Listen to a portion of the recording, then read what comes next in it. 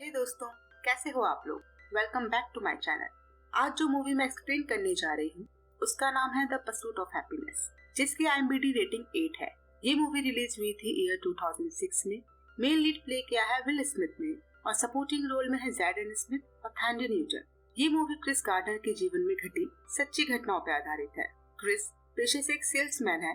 वो bone density scanner बेचता है। ये स्कैनर भी एक्सरे मशीन की तरह काम करती है, मगर उससे बेहतर है, इसलिए इसकी कीमत एक्सरे मशीन से थोड़ी ज्यादा है।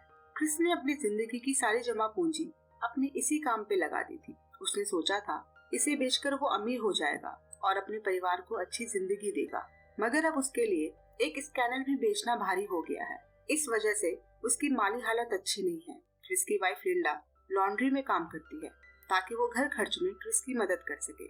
उनका एक 5 साल का बेटा है क्रिस्टोफर, जो कि डे केयर में पढ़ता है। हर महीने क्रिस को किसी भी तरह से 2 स्कैनर बेचने ही हैं ताकि वो अपने घर का किराया और सरकार को टैक्स पे कर सके। लेकिन इस महीने क्रिस अब तक एक भी स्कैनर नहीं बेच पाया है। वो रोज अपनी सेल कॉल पे जाता है, लेकिन कोई भी डॉक्टर उसकी मशीन में दिलचस्पी नहीं दिखाता। क्रिस की कार, जो कि नो पार्किंग एरिया में थी, पुलिस उसे टो कर लेती है। उसके पास इतने भी पैसे नहीं थे जिससे वो पार्किंग टिकट पे कर सके और अपनी कार को छुड़वा ले। रात के खाने के वक्त क्रिस को एक क्यूब दिखता है। वो लिंडा से पूछता है ये क्या है। लिंडा बताती है ये उसे उसके दोस्त ने क्रिस्टोफर के लिए दिया है, क्रिस्टोफर के जन्मदिन के तोहफे के तौर पर। क्रिस लिंडा से पूछता है इससे क्या करते हैं। लिंडा बताती है इसे हर तरफ से एक रंग का करना होता है। फिर लिंडा क्रिस से पूछती है क्या उसने टैक्स पे किया। क्रिस कहता है उसने नहीं किया, लेकिन वो एक्सटेंशन ले लेगा। लिंडा कहती है इसका मतलब हमें इंटरेस्ट ऑफ फाइन देना होगा। क्रिस उसे समझाता है कि वो सारा टैक्स पे कर देगा और सब ठीक हो जाएगा। वो उसे शांत रहने को कहता है। लिंडा को उसकी इस बात पर और गुस्सा आ जाता है, क्योंकि उसे फिर से काम पे जाना था। घर के खर्चे पूरे करने के लिए वो डबल शिफ्ट करती है। उसी रात क्रिस टीवी देखते हुए क्यूब को सॉल्व करने की कोशिश करता है, मगर वो उसे केवल एक साइड से ही सॉल्व कर पाता है। अगले दिन क्रिस अपने सेल कॉल के लिए निकल जाता है। रास्ते में एक बड़ी बिल्डिंग के नीचे जब वो पहुंचता है तो उसके सामने एक लाल रंग की फरारी आकर रुकती है। उससे एक आदमी उतरता है। क्रिस उससे हंसते हुए पूछता है कि मुझे आपसे 2 सवाल पूछने हैं। पहला कि आप क्या करते हैं और दूसरा आप कैसे करते हैं। वो आदमी हंसते हुए जवाब देता है कि वो एक स्टॉक ब्रोकर है। फिर क्रिस उससे पूछता है इसके लिए तो बहुत पढ़ना होता होगा। वो आदमी कहता है ऐसा जरूरी नहीं है, तुम्हें बस ज्यादा नंबर डायल करने हैं और लोगों से अच्छे से बात करनी होती है। ये कहकर वो आदमी वहाँ से चला जाता है। क्रिस उस बिल्डिंग को देखता है। वो देखता है वहाँ काम करने वाले लोग बहुत खुश दिख रहे थे। वो सोचता है वो उनकी तरह क्यों नहीं दिख सकता। अगले सीन में हम क्रिस और लिंडा को देखते हैं। क्रिस लिंडा को बताता है कि वो शाम को स्टॉक मार्केट जाएगा जॉब ढूंढने के लिए। लिंडा पूछती है किस तरह की जॉब, तो क्रिस कहता है स्टॉक ब्रोकर। लिंडा उसे तंज कसते हुए कहती है एस्ट्रोनॉट के लिए क्यों नहीं। क्रिस उसे कहता है कि उससे ऐसे बात मत करो, वो इस जॉब के लिए सीरियस है। लिंडा उसे कहती है उसे अपने ही काम पर फोकस करना चाहिए, क्योंकि उन्होंने 3 महीने से घर का किराया नहीं दिया है। क्रिस उसे समझाता है कि वो भी यही चाहता है, इसलिए वो ये जॉब करना चाहता है ताकि वो उसे और क्रिस्टोफर को अच्छी जिंदगी दे सके। लिंडा गुस्से में वहाँ से चली जाती है। अगले सीन में हम क्रिस को एक बिल्डिंग के सामने देखते हैं, जो कि डीन विटर का हायरिंग ऑफिस है। वो देखता है बिल्डिंग के मेन गेट पर ब्रोकर ट्रेनी प्रोग्राम के लिए नोटिस लगा है। क्रिस को बिल्डिंग के अंदर जाना था, मगर वो अपने स्कैनर को वहाँ नहीं ले जाना चाहता था, इसलिए वो स्कैनर को वहीं सड़क पर गाना गा रही एक लड़की को दे देता है और उसे उसका ख्याल रखने को कहता है। साथ ही वो उसे $1 भी देता है। वो उसे बताता है कि उसे अंदर एक मीटिंग के लिए जाना है, वो थोड़ी देर में आ जाएगा और वापस आने के बाद वो उसे और पैसे देगा। वो उस लड़की को कहता है वो उसे चुराने और किसी को बेचने की कोशिश ना करे, क्योंकि वो खुद भी इसे बेच नहीं पा रहा है, जबकि यही उसका काम है। ये कहकर वो बिल्डिंग के अंदर चला जाता है। क्रिस वहाँ एक आदमी से मिलता है जो अपना नाम टिम बॉर्फी बताता है। वो क्रिस को इंटर्नशिप की एप्लीकेशन देता है। मीटिंग के दौरान क्रिस खिड़की से बाहर देखता है कि जिस लड़की को उसने अपना स्कैनर दिया था वो उसका स्कैनर लेके कहीं जा रही है। वो टिम को शुक्रिया कहता है और बीच मीटिंग से उठकर वहाँ से चला जाता है। क्रिस भागते हुए उस लड़की के पीछे जाता है ताकि वो उससे अपना स्कैनर वापस ले सके। वो सोचता है उसे अपना स्कैनर उस लड़की को नहीं देना चाहिए था। ऐसा करके उसने बहुत बड़ी बेवकूफी कर दी थी। सबवे स्टेशन में क्रिस उस लड़की को रुकने को कहता है, लेकिन वो लड़की मेट्रो में बैठकर चली जाती है। इस बात से क्रिस बहुत परेशान हो जाता है। घर लौटते वक्त क्रिस एप्लीकेशन फॉर्म को देखता है। इस प्रोग्राम में केवल 20 लोगों को ही लिया जाता था और नौकरी सिर्फ 1 को मिलती थी। वो देखता है फॉर्म में हाई स्कूल के बाद की एजुकेशन लिखने के लिए 3 लाइन थी। वो सोचता है उसे इतनी लाइन की जरूरत नहीं है। अगले सीन में हम क्रिस और क्रिस्टोफर को नाश्ता करते हुए देखते हैं। क्रिस देखता है टीवी पर एक आदमी क्यूब के बारे में बता रहा था। वो बताता है कि इसको सॉल्व करना बहुत मुश्किल है, लेकिन यूएसएफ के एक प्रोफेसर ने इसे 30 मिनट में सॉल्व कर लिया था। आगे हम देखते हैं क्रिस और लिंडा अपने अपने काम के लिए निकल जाते हैं। लिंडा क्रिस को कहती है आज स्कैनर को बेच के आना। क्रिस उसे कहता है कि वो स्कैनर को बाय बोल दे, क्योंकि वो आज इसे बेचकर ही रहेगा। इसके बाद वो क्रिस्टोफर को छोड़ने उसके डे केयर जाता है। रास्ते में क्रिस्टोफर उसे बताता है कि वो डे केयर में टीवी देखते हैं। ये सुन क्रिस को बहुत अजीब लगता है। साथ ही क्रिस्टोफर उसे बताता है कि उसने अपने बर्थडे की लिस्ट बना ली है, उसे बर्थडे पे बास्केटबॉल चाहिए। क्रिस उसे हाँ बोल देता है। डे केयर पहुंचने पर क्रिस टीचर से पूछता है क्रिस्टोफर यहाँ टीवी देखता है, तो उसकी टीचर कहती है कि वो नॉलेज के लिए टीवी दिखाते हैं। क्रिस उसे समझाता है कि टीवी वो घर पर भी देख सकता है। क्रिस कहता है वो उन्हें महीने के $150 टीवी दिखाने के लिए नहीं देता, और अगर ऐसा ही रहा तो वो अपने बेटे को यहाँ से निकालकर किसी और डे केयर में डाल देगा। जवाब में टीचर कहती है अगर वो ऐसा करना चाहता है तो शौक से ऐसा कर सकता है। एक तो वो कभी भी टाइम से फीस नहीं देता और ऊपर से हमेशा शिकायतें ही करता रहता है। इसके बाद वो क्रिस को बाय कहकर दरवाजा बंद कर देती है। अगले सीन में हम क्रिस को डीन विटर के ऑफिस में देखते हैं। उसके हाथ में एप्लीकेशन फॉर्म था जिसे वो यहाँ जमा करने आया था। क्रिस अंदर जाकर जे टुसेल से मिलता है, जो कि डीन विटर में रिसोर्स हेड है। क्रिस अपने आप को जे से इंट्रोड्यूस करवाता है और एप्लीकेशन फॉर्म जे को देते हुए कहता है कि वो पर्सनली उन्हें ये देना चाहता था, इसलिए वो यहाँ आया है। जे क्रिस से फॉर्म ले लेता है और कहता है कि वो उसके एप्लीकेशन को रिव्यू करके उसे कॉल करेंगे। फिर वो वहाँ से चला जाता है। क्रिस जे को शुक्रिया कहता है। अगले सीन में हम क्रिस को फोन पर किसी कस्टमर से अपॉइंटमेंट लेते हुए देखते हैं। उसे आधे घंटे बाद की अपॉइंटमेंट मिल जाती है। वो बिना कोई वक्त गवाए वहाँ के लिए निकल पड़ता है। रास्ते में उसे वही लड़की दिखाई देती है जिसे उसने कुछ दिन पहले अपना स्कैनर दिया था। वो उस लड़की को आवाज लगाता है और रुकने को कहता है, लेकिन वो लड़की भागने लगती है। क्रिस भी उस लड़की के पीछे जाता है ताकि वो उससे अपना स्कैनर ले सके। उसके लिए एक स्कैनर का खोना मतलब 1 महीने का राशन ना मिलना था। क्रिस फाइनली एक बस में उस लड़की को पकड़ लेता है। वो लड़की क्रिस से माफी मांगती है। क्रिस उसे बिना कुछ कहे अपना स्कैनर वापस ले लेता है और बस से उतर जाता है। इस दौरान वो अपनी अपॉइंटमेंट मिस कर देता है और स्कैनर को नहीं बेच पाता। शाम के वक्त हम क्रिस और उसके बेटे को बस स्टैंड पर बैठे देखते हैं। क्रिस्टोफर उसे कहता है उसके पास एक भी स्कैनर नहीं होना चाहिए था, लेकिन अब उसके पास ये 2 हैं। क्रिस कहता है वो ये बात जानता है। इसके बाद वो लोग घर आ जाते हैं। लिंडा देखती है क्रिस ने आज भी स्कैनर नहीं बेचा और दूसरा स्कैनर भी घर लाया है। आगे हम देखते हैं क्रिस और लिंडा क्रिस्टोफर को बर्थडे गिफ्ट देते हैं। क्रिस्टोफर को गिफ्ट में बास्केटबॉल मिलती है, जिसे देख वो बहुत खुश होता है। लिंडा क्रिस से नाराज थी क्योंकि क्रिस आज भी स्कैनर को नहीं बेच पाया। क्रिस उसे बताता है कि उसका स्कैनर कोई चुरा कर ले गया था। लिंडा कहती है कि वो हर रोज एक नई कहानी बनाता है। क्रिस लिंडा को शांत रहने के लिए कहता है। वो कहता है एक दिन वो लोग इन हालातों से बाहर निकलेंगे और सब ठीक हो जाएगा। लिंडा कहती है जब वो माँ बनने वाली थी तब भी उसने ऐसा ही कहा था, लेकिन सब कुछ अब भी पहले जैसा ही है। क्रिस कहता है क्या तुम्हें मुझ पर भरोसा नहीं है? लिंडा कहती है अब कुछ भी हो मुझे कोई परवाह नहीं। ये कहकर वो चली जाती है। अगले सीन में हम जे को देखते हैं। वो एक टैक्सी बुलाता है, तभी वहाँ क्रिस आ जाता है। क्रिस जे को बताता है कि उसने उनके प्रोग्राम के लिए 1 महीने पहले अपनी एप्लीकेशन सबमिट की थी। उसे खुशी होगी अगर वो लोग इस बारे में बात कर सके। जे कहता है अभी वो जल्दी में है, उसे नॉयर वैली जाना है। क्रिस जे को कहता है कि वो भी नॉयर वैली जा रहा है, क्यों ना वो टैक्सी शेयर कर ले। जे उसकी बात मान जाता है और टैक्सी में बैठने को कहता है। आगे हम देखते हैं टैक्सी में जे क्यूब को सॉल्व करने की कोशिश कर रहा था।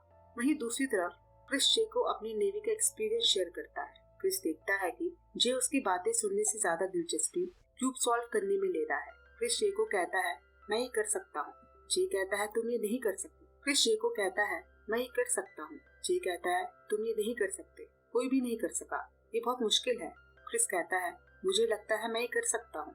जे कहता है ये नामुमकिन है, तुम नहीं कर पाओगे। क्रिस कहता है मुझे एक मौका दे। जे क्रिस को क्यूब दे देता है। क्रिस जे को बताता है कि उसने क्यूब को बहुत खराब कर दिया है। जे उसे सॉरी कहता है। क्रिस उसे कुछ टेक्निक बताता है जिससे क्यूब को सॉल्व किया जा सकता था। उनकी ये बातें टैक्सी ड्राइवर भी गौर से सुन रहा था, क्योंकि उसके हाथ में भी एक क्यूब था। क्रिस ड्राइवर को थोड़ा धीरे चलाने को कहता है। जे कहता है अगर हम सारा दिन भी घूम ले तब भी ये तुमसे नहीं होगा। क्रिस कहता है वो उसे सॉल्व कर लेगा। जे उसकी बात सुनकर हंसता है और कहता है तुमसे नहीं होगा, लेकिन क्रिस को खुद पर भरोसा है कि वो ये कर सकता है। वो क्यूब को सॉल्व करना शुरू करता है। जे देखता है क्रिस ने क्यूब को आधा सॉल्व कर लिया है। जब वो लोग जे के घर के बाहर पहुंचते हैं, क्रिस ने भी क्यूब को सॉल्व कर लिया था। ये देखकर जे हैरान हो जाता है। क्रिस जे को क्यूब वापस दे देता है। जे क्रिस की इस बात से बहुत इम्प्रेस होता है और उसे शाबाशी देकर चला जाता है। इसके बाद टैक्सी ड्राइवर क्रिस से पूछता है कि उसे कहाँ जाना है। दरअसल क्रिस को इस जगह कोई काम था ही नहीं। वो सिर्फ इसलिए यहाँ आता है ताकि वो जे से पर्सनली बात कर सके। क्रिस ड्राइवर को उसे 2 ब्लॉक पीछे छोड़ने को कहता है। क्रिस टैक्सी का मीटर देखता है और फिर अपना पर्स देखता है। उसके पास इतने पैसे नहीं थे कि वो टैक्सी का किराया दे सके। आगे रेड लाइट होने पर ड्राइवर टैक्सी को रोक देता है। मौका देखकर क्रिस टैक्सी से उतर जाता है और भागने लगता है, लेकिन तभी उसे अपना स्कैनर याद आता है जो उसने टैक्सी के आगे वाली सीट पर रखा था। वो उसे लेने वापस आता है। टैक्सी ड्राइवर क्रिस को पकड़ लेता है और अपना किराया मांगता है। क्रिस उसे सॉरी कहकर भागने लगता है। क्रिस भागकर सबवे स्टेशन के अंदर चला जाता है, लेकिन टैक्सी ड्राइवर अब भी उसका पीछा कर रहा था।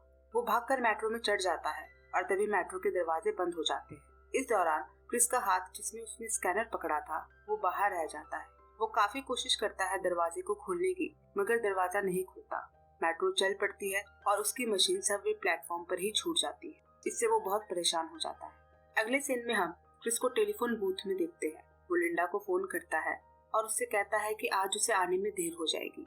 लिंडा कहती है कि आज उसने अपनी शिफ्ट मिस कर दी है।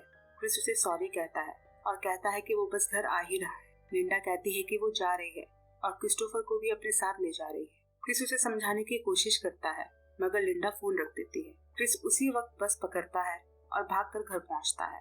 घर आकर वो लिंडा को आवाज लगाता है, मगर घर पर कोई नहीं था। क्रिस देखता है कि लिंडा अपना सामान और क्रिस्टोफर को लेकर जा चुकी है।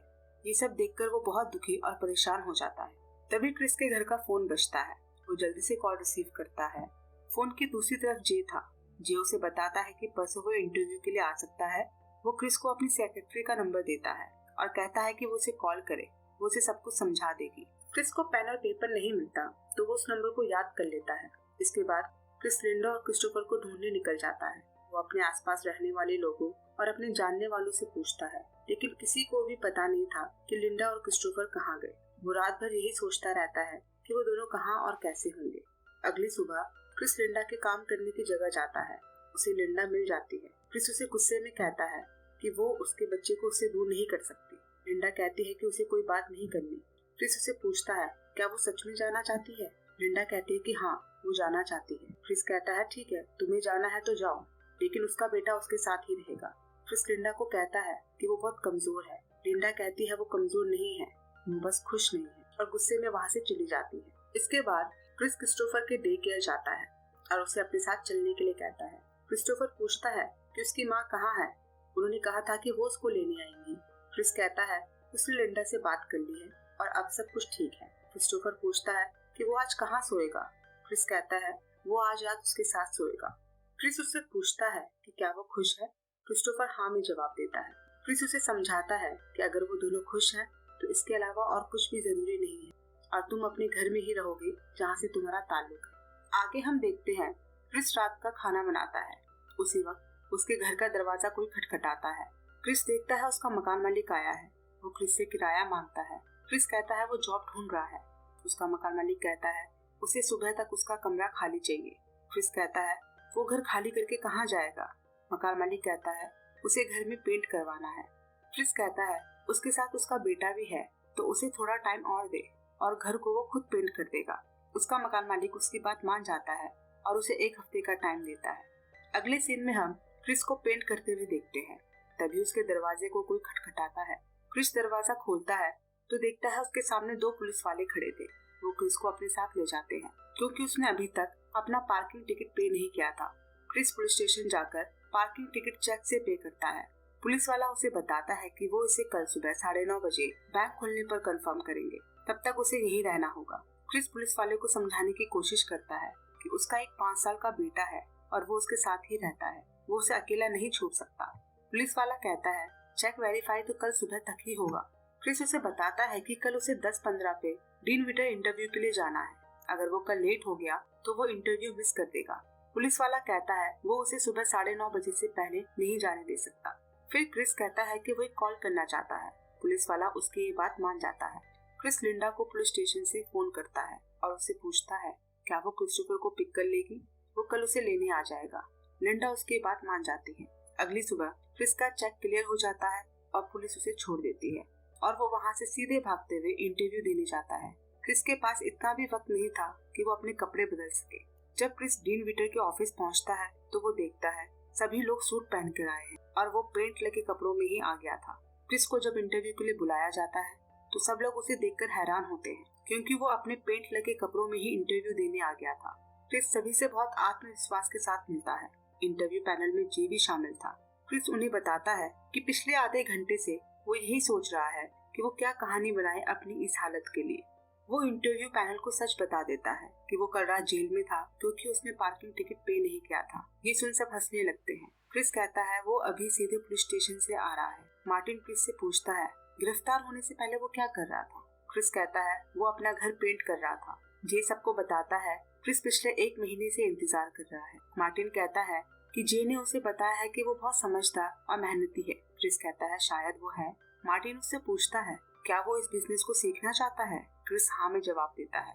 मार्टिन जे से पूछता है वो कितनी बार क्रिस से मिला है। जे कहता है शायद 1 या 2 बार। मार्टिन पूछता है क्या वो हमेशा ऐसे ही कपड़ों में मिलता है। जे कहता है नहीं, उसने क्रिस को हमेशा सूट पहने देखा है। क्रिस पूछता है क्या मैं कुछ कहूँ। वो कहता है मैं इस किस्म का इंसान हूँ, अगर आप मुझसे कुछ पूछें और अगर मेरे पास उसका जवाब ना हो तो मैं कहूँगा मुझे नहीं पता, मगर एक बात जरूर है, मैं उसका जवाब ला कर दूंगा और वो मैं हर कीमत पर करके दिखाऊंगा। मार्टिन क्रिस से पूछता है कि अगर वो ऐसे किसी इंसान को जॉब पर रख लेते हैं जो कि बिना कमीज के इंटरव्यू देने आया हो तो वो इस बात पर क्या कहना चाहेगा। क्रिस थोड़ा सोच के जवाब देता है उसने फिर जरूर बहुत ही अच्छी पैंट पहनी होगी। ये बात सुनकर सभी लोग हंसने लगते हैं। अगले सीन में जे क्रिस से मिलता है। वो उसे बताता है उसने अच्छा इंटरव्यू दिया, वो उसका इंटर्नशिप में इंतजार करेगा। क्रिस उसे कहता है वो उसे कॉल करके बता देगा। जे क्रिस से पूछता है इस बात का क्या मतलब है। क्रिस कहता है उसे अंदाजा नहीं था कि यहाँ कोई सैलरी नहीं है और उसके हालात अभी ठीक नहीं है। जे क्रिस को फिर से सोचने को कहता है और प्रॉमिस करता है कि वो इंटर्नशिप के लिए उसकी सीट पक्की कर देगा। वो क्रिस को रात तक का वक्त देता है। क्रिस सोचता है यहाँ कोई सैलरी नहीं है और ना ही जॉब की गारंटी है। इंटर्नशिप के बाद 20 लोगों में से सिर्फ 1 को ही सिलेक्ट किया जाएगा। इस 6 महीने की ट्रेनिंग के दौरान अपने खर्चे के लिए मुझे अपने स्कैनर्स पर निर्भर होना होगा। अगर मैं सारे स्कैनर्स बेच दूं तो हो सकता है मैं इस मुश्किल से निकल जाऊं। इसके बाद क्रिस घर आ जाता है और घर के पेंट का काम पूरा करता है, लेकिन लिंडा क्रिस्टोफर को लेकर अभी तक नहीं आई थी। वो बेसब्री से उन दोनों का इंतजार करता है। जब रात हो जाती है तो क्रिस देखता है लिंडा क्रिस्टोफर को लेकर आ रही है। वो उसकी गोद में सो रहा था। लिंडा क्रिस को बताती है कि वो न्यूयॉर्क जा रही है, उसे वहाँ एक रेस्टोरेंट में जॉब मिल गई। क्रिस कहता है क्रिस्टोफर उसके साथ रहेगा, तो लिंडा कहती है वो उसकी माँ है और उसे उसके साथ रहना चाहिए, ये उसका हक है। क्रिस कहता है तुम उसका ख्याल नहीं रख सकती। लिंडा उससे पूछती है वो अपना गुजारा कैसे करेगा, तो क्रिस बताता है उसने डीन विटर में इंटर्नशिप के लिए इंटरव्यू दिया था और वो क्लियर हो गया, अब वो उस प्रोग्राम को पूरा करेगा। लिंडा पूछती है सेल्समैन से वापस इंटर्नशिप। क्रिस कहता है ऐसा नहीं है। लिंडा कहती है उसे अब जाना है। वो कुछ देर क्रिस्टोफर के पास जाकर बैठती है। जाने से पहले लिंडा क्रिस से कहती है इसे बताना कि मैं इससे बहुत प्यार करती हूँ और मैं जानती हूँ तुम इसका बहुत ख्याल रखोगे। ये कहकर वो वहाँ से चली जाती है। लिंडा के जाने से क्रिस बहुत दुखी होता है। वो एक नजर क्रिस्टोफर को देखता है जो कि अभी सो रहा था। उसी रात क्रिस जे के ऑफिस में फोन करता है और इंटर्नशिप प्रोग्राम के लिए हाँ बोल देता है। वो रात क्रिस क्रिस्टोफर के बगल में बैठकर गुजारता है। अगले दिन क्रिस अपना सामान पैक करता है और क्रिस्टोफर को लेकर एक सस्ते घर में शिफ्ट हो जाता है। नाश्ता करते वक्त क्रिस अपने बेटे से पूछता है तुम्हें पता है आज कौन सा दिन है। क्रिस्टोफर कहता है हाँ शनिवार। क्रिस पूछता है तुम्हें पता है आज क्या करते हैं। क्रिस्टोफर कहता है आज बास्केटबॉल खेलते हैं।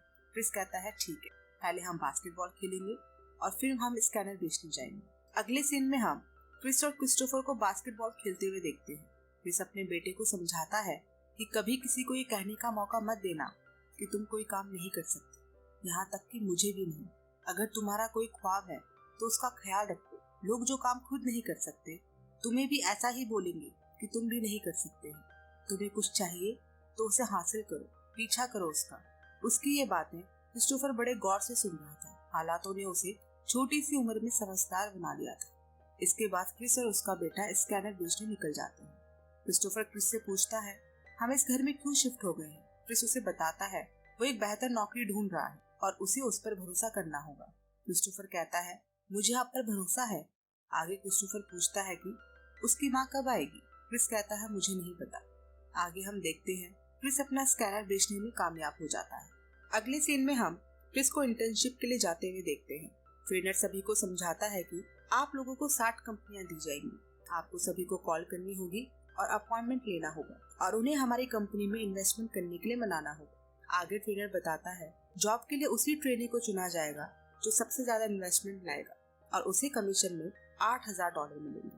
वो सभी को एक किताब देता है और कहता है इसे वो लोग बाइबल समझे और अच्छी तरह से याद कर ले, क्योंकि इसी के बेस पर उनका रिटन एग्जाम होगा। इसके बाद वो सभी को 10 मिनट का ब्रेक देता है। क्रिस ब्रेक के समय अपने ऑफिस से बाहर आता है। वो देखता है एक बूढ़े आदमी के पास उसका स्कैनर है। ये वही स्कैनर था जो सबवे प्लेटफॉर्म में छूट गया था। क्रिस उसका पीछा करता है। उसका पीछा करते हुए क्रिस एक गाड़ी से टकरा जाता है। एक्सीडेंट के दौरान क्रिस के पैर का एक जूता गुम हो जाता है और वो बूढ़ा आदमी वहाँ से चला जाता है। ब्रेक खत्म होने पर क्रिस बिना जूते के ही ऑफिस में वापस आ जाता है। एक आदमी उसे ये बात बताता है कि उसने एक जूता नहीं पहना।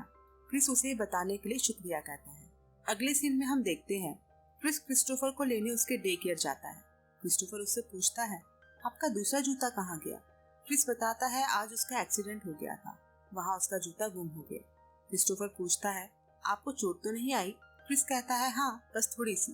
क्रिस्टोफर कहता है, आपको ध्यान से सड़क पार करनी चाहिए। क्रिस हंसता है और कहता है अगली बार वो ध्यान रखेगा। आगे हम देखते हैं क्रिस रोज टाइम से पहले अपने ऑफिस आ जाता है। वो अपने ट्रेनर की हर बात मानता है, ये सोचकर कि शायद इससे भी उसे कुछ सीखने को मिलेगा।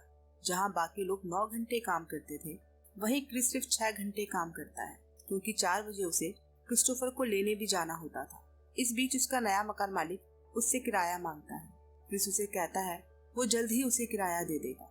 आगे हम देखते हैं क्रिस दिल लगाकर बिना किसी ब्रेक के काम करता है, यहाँ तक कि वो पानी भी नहीं पीता ताकि उसका वक्त बर्बाद ना हो। वो कभी फोन को कान से नहीं हटाता। ऐसा करके वो रोज 8 मिनट बचाता है। लेकिन इतना सब करने के बावजूद 2 महीने के बाद भी वो अभी तक अपनी शीट के पहले नंबर तक नहीं पहुंच पाया था। फिर एक दिन वो अपनी शीट में लिखे पहले नाम को फोन लगाता है, जो कि वॉल्टर रिबन का नंबर था। क्रिस मिस्टर रिबन को बताता है कि वो डीन विटर से बात कर रहा है और वो उसे अपनी इन्वेस्टमेंट प्लान समझाने के लिए मिलना चाहता है। मिस्टर रिबन क्रिस को 20 मिनट में मिलने को कहता है। क्रिस उसी वक्त मीटिंग के लिए निकल जाता है। जब वो ऑफिस के बाहर आता है तो उसका ट्रेनर उसे अपनी कार पार्क करने को कहता है। क्रिस अपने ट्रेनर की कार लेकर मीटिंग के लिए जाता है, लेकिन रास्ते में बहुत ट्रैफिक होने के कारण वो लेट हो जाता है। जब क्रिस मिस्टर रिबन के ऑफिस पहुंचता है तो वो अपने ऑफिस से जा चुका था। जब क्रिस वापस आता है तो देखता है कार पर एक पार्किंग टिकट लगा है। अगले सीन में हम क्रिस और क्रिस्टोफर को रेस्टोरेंट में देखते हैं। क्रिस पार्किंग टिकट के लिए चेक साइन कर रहा था। क्रिस्टोफर पूछता है, आप क्या कर रहे हो? क्रिस बताता है वो पार्किंग टिकट पे कर रहा है। क्रिस्टोफर कहता है, लेकिन हमारे पास तो कार ही नहीं है। क्रिस कहता है, हाँ उसे मालूम है। क्रिस उसे बताता है कि इस वीकेंड वो स्कैनर बेचने जाएंगे और शायद वो लोग फुटबॉल मैच देखने भी जाएं। ये सुन क्रिस्टोफर खुश हो जाता है। अगले सीन में हम क्रिस और उसके बेटे को मिस्टर रिबन के घर के बाहर देखते हैं। क्रिस घर की बेल बजाता है। दरवाजा मिस्टर रिबन खोलता है। क्रिस खुद को उसे इंट्रोड्यूस कराता है। वो बताता है कि वो यहाँ अपने किसी करीबी दोस्त को मिलने आया था, तो उसने सोचा क्यों ना वो आपसे उस दिन के लिए माफी मांग ले।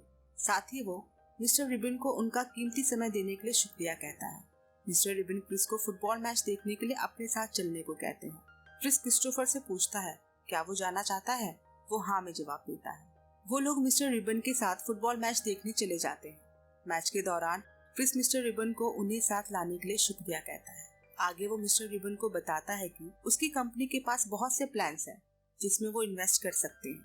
मिस्टर रिबन कहता है तुम अपने काम में बहुत अच्छे हो, लेकिन ये इतनी जल्दी नहीं होने वाला। वो क्रिस को मैच एंजॉय करने को कहते हैं। क्रिस देखता है क्रिस्टोफर मैच देखकर बहुत खुश है। वो भी यही देखकर खुश हो जाता है। मैच खत्म होने तक क्रिस ने वहाँ कुछ और लोगों से बात की और उनके नंबर ले लिए। आगे हम देखते हैं 4 महीने बाद क्रिस अपने सारे स्कैनर बेचने में कामयाब हो जाता है। उसे लगता है कि अब सब ठीक हो जाएगा, लेकिन कुछ टाइम बाद ही क्रिस को एक लेटर मिलता है जो कि टैक्स डिपार्टमेंट की तरफ से था। क्योंकि उसने काफी समय से टैक्स नहीं भरा था, सरकार उसके अकाउंट से टैक्स काट लेती है और अब उसके बैंक अकाउंट में सिर्फ $34 बाकी थे। वो दिवालिया हो चुका था। आगे हम देखते हैं क्रिस का मकान मालिक उससे किराया मांगता है। क्रिस कहता है वो जल्द ही उसके पैसे दे देगा। अगले सीन में हम क्रिस और क्रिस्टोफर को एक पार्क में देखते हैं। तभी क्रिस को वही बूढ़ा आदमी दिखता है जिसके पास उसका स्कैनर था। वो क्रिस्टोफर को वहीं रुकने को कहता है और उस आदमी के पीछे जाता है। वो उससे अपना स्कैनर वापस ले लेता है और क्रिस्टोफर को लेकर वहां से चला जाता है। आगे हम देखते हैं क्रिस अपने स्कैनर को साफ करता है। इसे बेचकर वो अब कुछ पैसे कमा सकता था, लेकिन डॉक्टर क्रिस से मिलने से मना कर देता है। इसके बाद वो दूसरे डॉक्टर से मिलने जाता है। क्रिस जब स्कैनर को टेस्ट करता है तो वो काम नहीं करता। क्रिस कहता है वो उसे ठीक कर देगा। डॉक्टर कहता है कि अभी वो जल्दी में है, उसे कहीं जाना है, जब ये ठीक हो जाएगा तो वो उसे खरीद लेगा। आगे हम देखते हैं रात को जब क्रिस अपने घर वापस आता है तो वो देखता है कि उसका सामान घर के बाहर रखा हुआ है। वो कोशिश करता है घर के अंदर जाने की, लेकिन जा नहीं पाता। क्रिस कुछ देर वहां रुकता है, फिर वो क्रिस्टोफर को लेकर वहां से चला जाता है। क्रिस अपने मकान मालिक के घर के बाहर जाकर उससे आवाज लगाता है, मगर वो दरवाजा नहीं खोलता।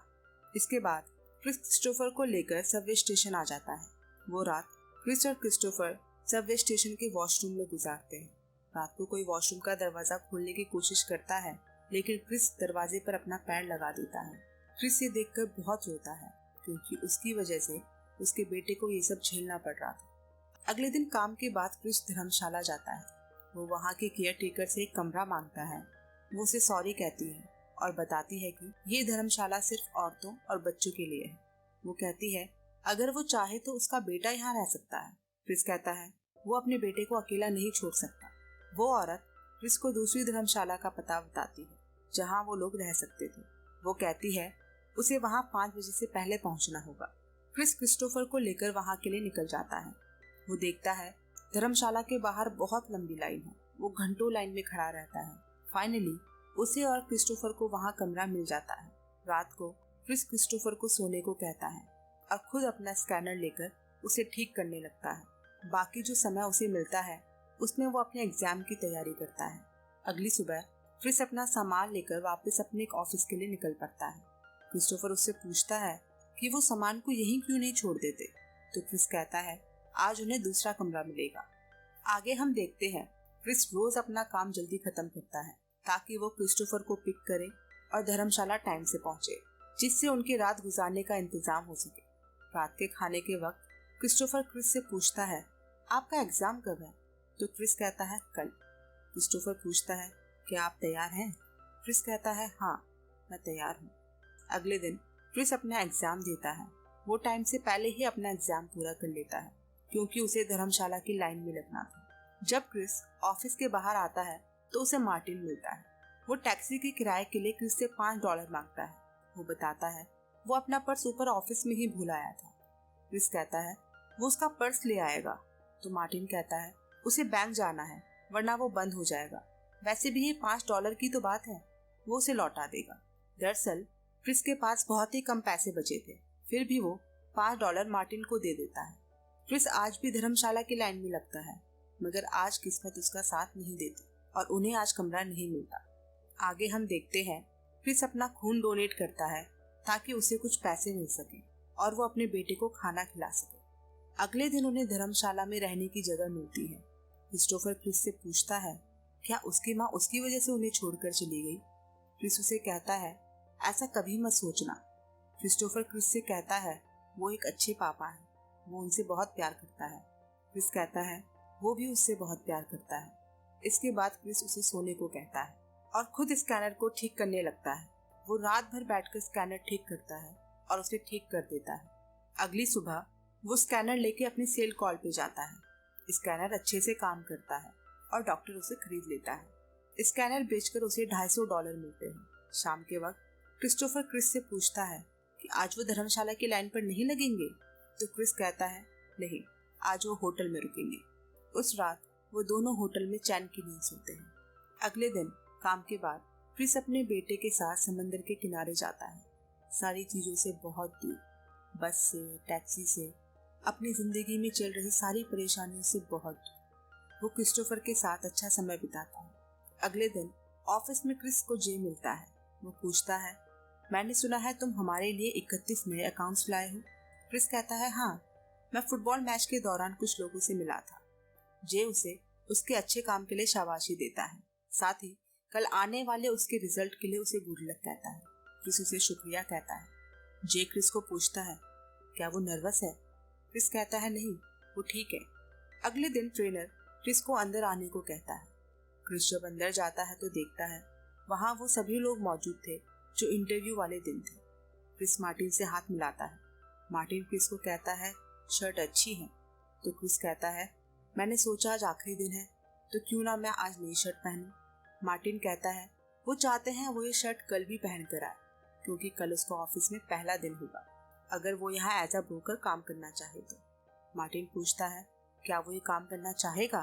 तो क्रिस हाँ में जवाब देता है। मार्टिन पूछता है, क्या ये उतना ही आसान था जितना उसे लगा था? क्रिस कहता है, नहीं, ये बिल्कुल भी आसान नहीं था। जाने से पहले मार्टिन क्रिस को उसके $5 वापस कर देता है। क्रिस ऑफिस से बाहर आ जाता है। उसे इस बात पर यकीन नहीं आता कि ये सब सच है, क्योंकि आज से पहले उसे इतनी खुशी कभी नहीं हुई थी। वो समझ नहीं पाता कि वो क्या करे। वो क्रिस्टोफर के डे केयर जाता है और उसे गले से लगा लेता है। डीन विटर में अपना करियर शुरू करने के बाद क्रिस ने 1987 में गार्डनर रिच नाम से अपनी इन्वेस्टमेंट फर्म शुरू की और 2006 में उसने फर्म के माइनॉरिटी स्टेक $multi-million में बेच दिए। मूवी के फाइनल सीन में हम क्रिस और क्रिस्टोफर को देखते हैं। वो दोनों एक दूसरे का हाथ पकड़कर घूम रहे थे। तभी एक आदमी उनके सामने से गुजरता है। क्रिस उसे पलट कर देखता है। दोस्तों, ये शख्स और कोई नहीं बल्कि असली क्रिस गार्डनर थे। इन्होंने इस मूवी में एक छोटा सा कैमियो किया था और ये मूवी यही खत्म हो जाती है। दोस्तों, ये मूवी हमें ये सिखाती है कि हालात कैसे भी हों, इंसान को कभी भी हिम्मत नहीं हारनी चाहिए और खुद पर भरोसा रखना चाहिए। आई होप आप लोगों को ये मूवी पसंद आई होगी। मिलते हैं एक नई मूवी के साथ। Bye and take care.